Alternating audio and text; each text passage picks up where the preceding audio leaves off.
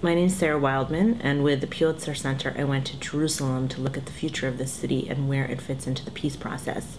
Jerusalem has always been set aside for final status negotiations, but that is predicated on the idea that Jerusalem will stay the same, and it doesn't.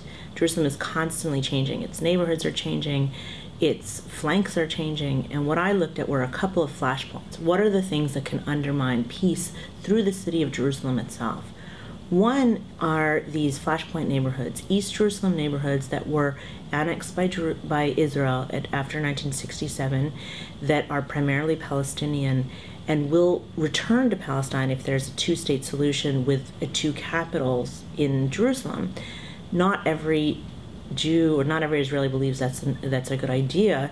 So a number of radical Jewish settlers have tried to set up stakes in these neighborhoods, and that's created a tremendous amount of tension.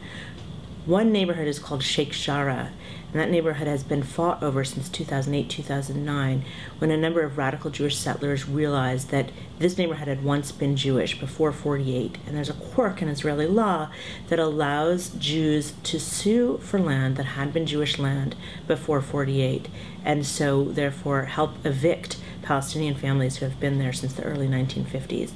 This creates a tremendous amount of sadness, and it creates a tremendous amount of tension. One of the people that monitors these things and then looks at the general map is a man named Daniel Seidman. I call him the map whisperer. And what he does is he goes around the city to sort of see what's happening building-wise. He looks at places like Sheik Jarrah, and he explains to diplomats why it's important. I mean, why are 50 families important in a city or a country, let's say, of 6 million people?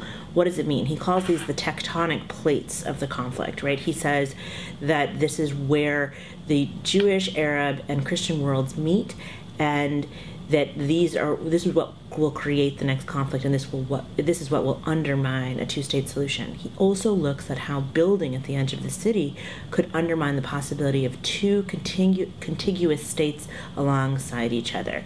How much settlement building can take place before two states aren't possible?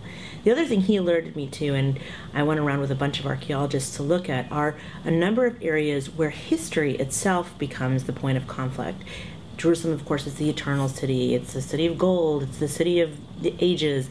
And there's an area just south of the old city walls at the Dung Gate, and it's called City of David, or Yer David in Hebrew, or Silwan in Arabic.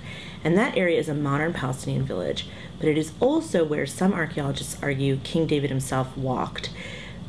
But there's a competing group of archaeologists who say by focusing exclusively on King David as opposed to the Palestinians who live there now, you are undermining the layers of history that have come in between, and taking away actually what makes Jerusalem special, the multiplicity of people that have lived there, the experiences that have happened, and all of the history that have come between the years of the Jewish kings thousands of years ago and the present.